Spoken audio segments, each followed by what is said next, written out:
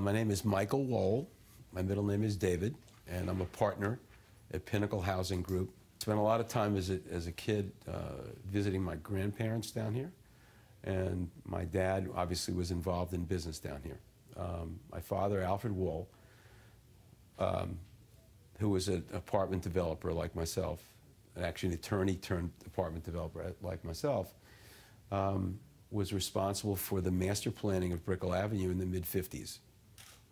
At that time, Brickell Avenue was 5 to 20 acre villas, and he saw the vision and the connectivity with downtown and the beauty of Biscayne Bay, and master planned through local council what is now Brickell Avenue, the financial center of Miami, and built the first major luxury apartment complex in Miami, Brickell Townhouse at 2451 Brickell Avenue. Our family has a rich history here in South Florida. As my father's son, and when I was practicing law, and then ultimately when I left the practice of law, I got involved in real estate. So I really had 3 careers.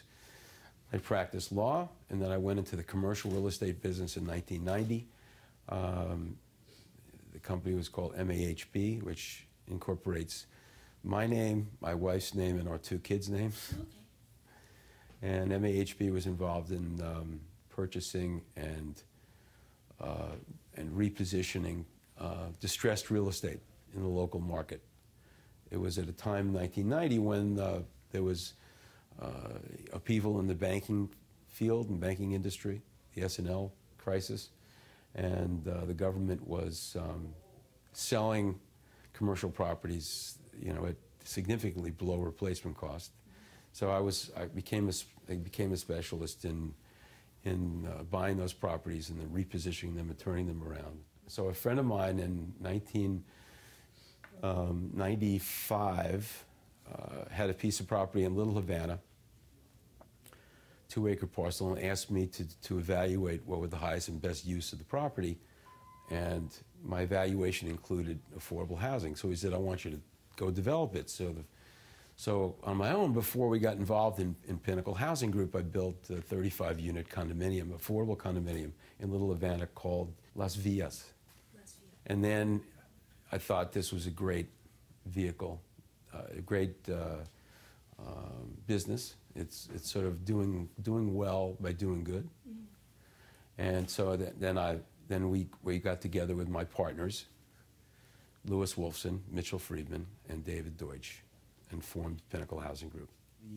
The financing that we go after really dictates to us, where we should go. And we've been leaders in trying to focus the affordable housing resources of the state and locally on doing infill redevelopments where people can have access to transportation, can have access to markets, can be close to where they live and work. Mm-hmm. So, for instance, Gibson obviously is walking distance from the Douglas Metro Rail facility, which is great, which is ideal.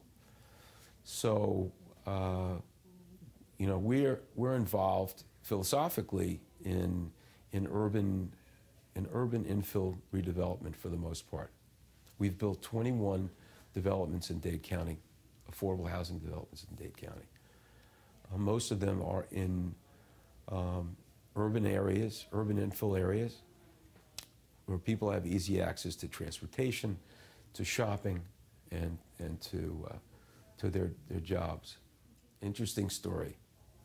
We were scouting around trying to find a site in the West Grove, and we were at one time planning to redevelop Frankie Roll Center, which is on Douglas Road and in US 1. And the local population in the Grove and the leadership in the Grove and the stakeholders of the Grove didn't want us to do affordable housing there. Then some local developers tied up 6 blocks on Grand Avenue, and there was some concern that they were building high-end housing together with retail and commercial, and that there was going to be a gentrification process. Mm-hmm. So they then came back to us and said, please try to identify a site that we can build affordable housing predominantly for the local population that wants to stay in the West Grove. So that really was the catalyst behind doing the Gibson Plaza development. The need is dramatic in both places. How they administer the affordable housing resources is very different. So different regulations. Different rules and regulations. So the tax credit program, which was established in the Reagan Tax Act of 1986, basically said that based upon population, each state gets a certain amount of tax credits, low-income housing tax credits. They will designate a state agency to administer those credits according to the needs of the state. So the rules and regulations that are promulgated by that agency can vary from state to state. It in fact does. So our tax credit applications in Florida are subject to a lottery system. So we have to be lucky and good in order to get tax credit allocations. In Texas, they'll basically tell qualified developers where they want affordable housing built.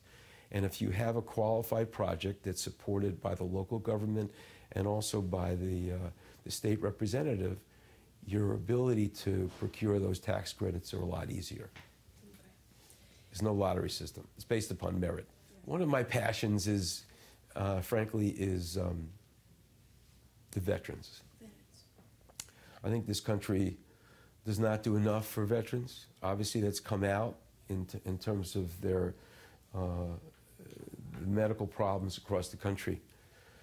But one of my philanthropic efforts and focuses is trying to help the veterans. Anthem is a concept and a development that I've put together that I'm looking for a home for, but it's a comprehensive campus to help veterans. So it's yet to be? It's yet to be developed. Okay. But one of the things I'm doing personally for veterans is Syracuse University, where I went to law school and undergraduate, has a Veterans Institute that I'm working with in two respects. One is to promote housing, affordable housing for veterans through the tax credit program across the country. I'm trying to get the president and the appropriate parties in Congress to basically come up with an edict that part of the need, as identified by the housing agencies across the country, they should address the needs of veterans, which are unique. They may be disabled, there may be issues, you know. So I'm involved in promoting that and getting some traction there. The other is, I'm on the board of the law school. My wife and I donated the funds for the law school clinic at Syracuse University College of Law. That clinic is predominantly involved in helping local veterans. And we're utilizing that clinic as a model, trying to get all of the major law schools across the country to have veteran clinics to help veterans with prosecuting their claims for benefits, discharge problems, and general legal issues that they may have.